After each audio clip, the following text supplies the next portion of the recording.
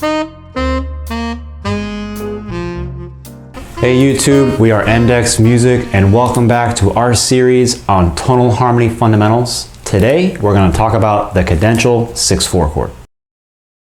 Alright, so if you haven't done so already, we recommend you check out our video on inversions, and that will kind of explain at least part of what we're going to talk about today when it comes to what the 6/4 in cadential 6/4 means.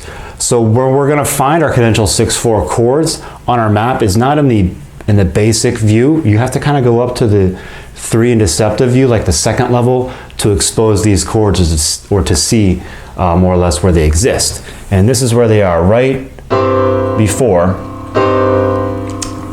our 5 chord, right?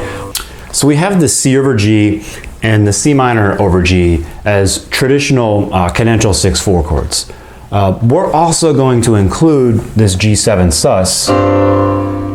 Even though it's fundamentally not, it functions very similarly because it has a lot of the same elements in it as the C over G does and as the C minor over G does. So like if you look at a C over G, you have GCE. But if you look at a G7 sus, you have GC and D. So two of those notes are the same, and the one that's different is really close, or the two notes that are different are really close to one another. So you can look at that as something that's interchangeable with a cadential 6/4. So that's why we've put it where we have put it on the map. Just know that you might, I don't know, you might get some disagreement with some purists as to whether or not that's a cadential 6/4 chord or not, but it functions the same. Okay, so let's go to Mapping Tonal Harmony Pro and see about how we can use this cadential 6/4 and in what function or purpose it serves. All right, so let's also do this. Let's change keys just for variety's sake. And plus that'll help us understand that this is a function more than it is a specific chord, like it's a D or it's a G or whatever. All right, so now we're in the key of G. Our cadential 6/4 would sound like, well, let's do this. We'll do it in minor. This is not exclusive to any one key. This can be a major thing or a minor thing, but we'll write our first example as if it's a minor. All right, so we'll go G minor over D to D to G minor. So if we change the view of the map to function, we can see all the chords in the dominant region of the map change to their function, and quite clearly right there you have a 1/6/4, and also right up there you have a 1/6/4, and in between them that sus chord that we say is somewhat interchangeable with this cadential 6/4. So a 1/6/4, what is that saying? What does that mean? So we're taking a 1 chord and inverting it. So the 1 in that sentence refers to the chord and its diatonic function, all right?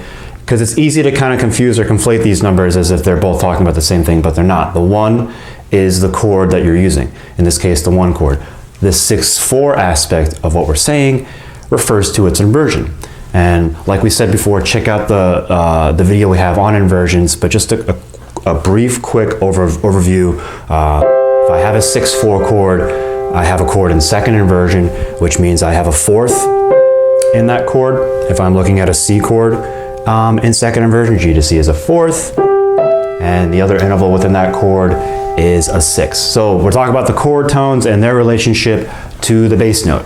That's what those intervals are. So I have a 6th and a 4th, all right? So the 1/6/4 is a really good sort of predecessor into the 5 chord. It's a really good way to set up the 5 chord. It's a great way to sort of extend the tension that then usually resolves to the 1 chord. So in our minor key, it sounds like this. Right? So instead of just going 5/1, I've extended the tension by including that 1/6/4 before the 5 chord, all right? So its bass note being very similar, and look at the chords again by their name, their bass notes being exactly the same, G over D to D over D, into G minor, is another reason why that works so well. It kind of sets up the arrival of the 5 chord because you're already on the 5 chord's bass. And like I said, this works in major or minor keys. Here's a major example. If I go G over D, D, G, I have that same exact sort of extension of the tension that then resolves to the 1 chord. And let's, one more time, we'll do an example of the sus chord so you can hear how similar they are. So we'll do D7 sus to D over G. So you hear, go back to function for a second, you hear that they basically, there's the example with the sus,